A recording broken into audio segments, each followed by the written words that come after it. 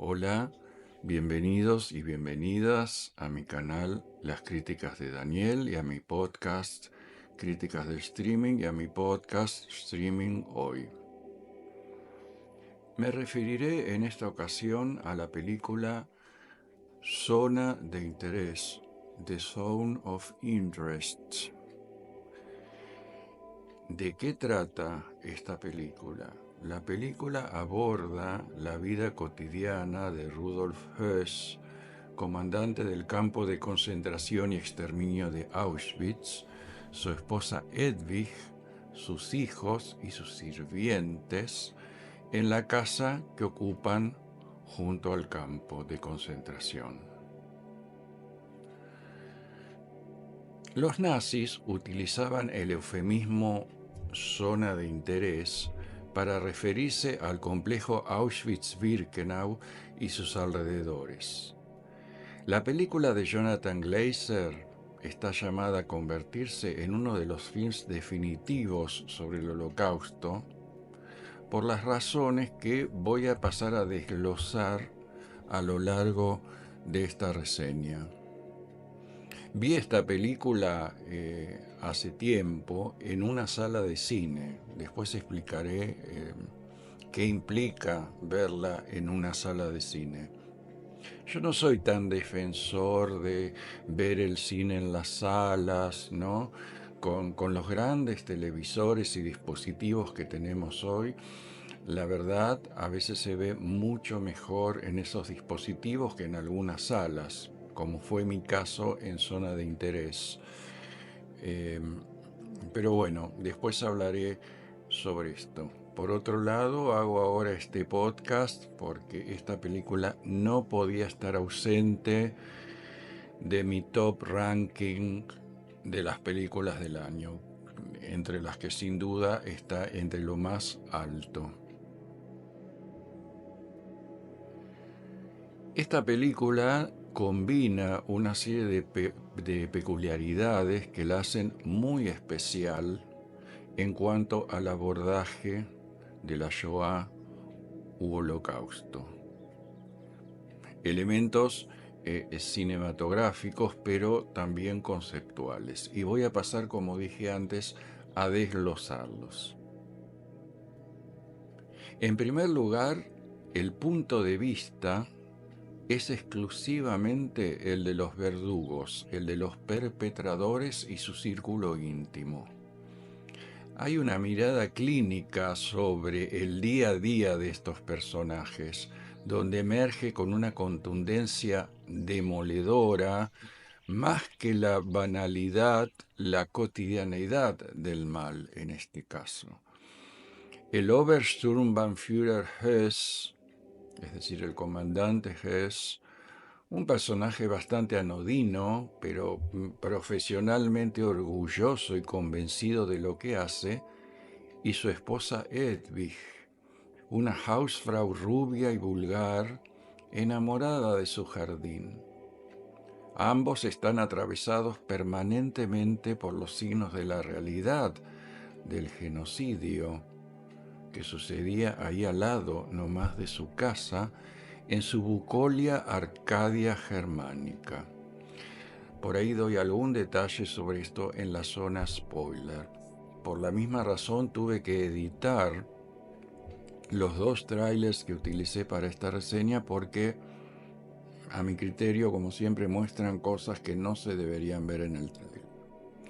No hay ni villanía de manual, pero tampoco empatía posible con estos personajes. Como sí ocurre, por ejemplo, en la que para mí fue una película horrible, que fue El Lector, ¿no? En segundo término, tenemos el uso del fuera de campo visual y sonoro. En ningún momento se muestra las víctimas y el interior del campo. Lo que ocurre con ellas solo es percibido mayormente desde la casa. Muchas veces a partir de los diálogos, de lo dicho al pasar y de ciertos actos tan pequeños, digamos, como pavorosos de los protagonistas. La elocuencia de la alusión, o sea, cómo se refieren ellos a lo que pasa, es estremecedora, así como los detalles del sonido ambiente y la terrible banda sonora de Mica Levi, que forma parte de la banda sonora de este podcast también. A través de esta cotidianeidad, Glazer, el director Jonathan Glazer, logra transmitir inequívocamente todas las dimensiones de la Shoah: el exterminio a escala industrial, el antisemitismo, el despojo, la deshumanización de las víctimas, la esclavitud al servicio de las grandes corporaciones y hasta la influencia de la literatura popular alemana. Junto a este abordaje clínico que por momentos yo diría que roza el documental, Glazer se permite ciertos interludios cuya naturaleza no revelaré.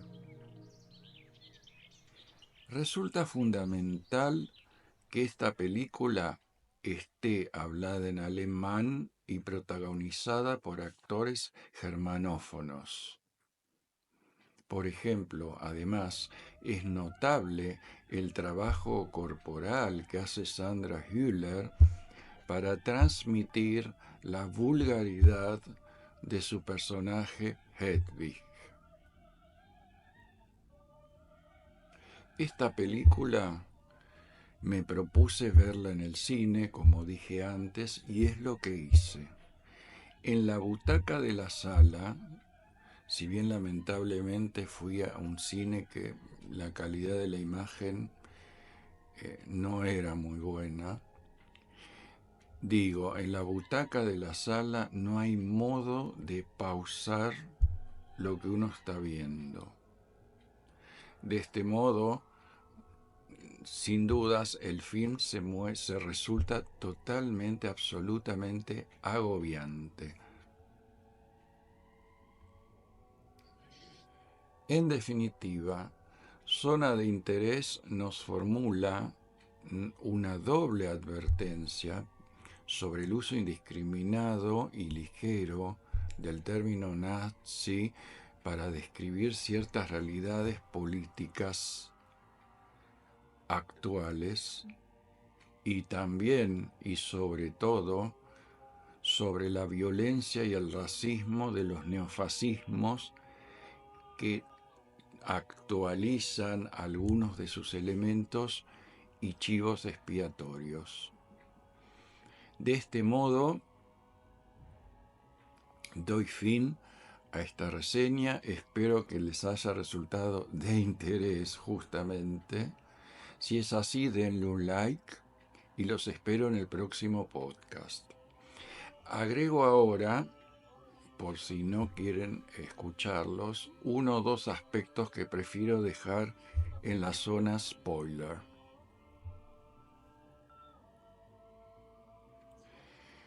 Cuando el comandante sale de su casa hacia el campo, se produce la primera visión de la torre y las barracas del campo de exterminio desde el mismísimo jardín de Hedwig. Y este contraste, esta yuxtaposición, ejerce un efecto estremecedor. Lo mismo, Glazer se las arregla para transmitir la cuestión del olor, que era algo que impregnaba toda la zona, era algo de lo que no se podía escapar. Nada, simplemente dos apuntos entre otros tantos que se podrían hacer sobre esta película. Ahora sí me despido y espero verlos en el próximo podcast. Muchas gracias por escucharme. Kräuter, auch Rosmarin, hier ist rote Beete, das ist Fenchel. Also als Verliebten wird immer mit zu unseren schönsten Urlaubserinnerungen gehören. Im Osten steht unser Morgen. Herzlichen Dank für eure nationalsozialistische Gastfreundschaft. Heil Hitler.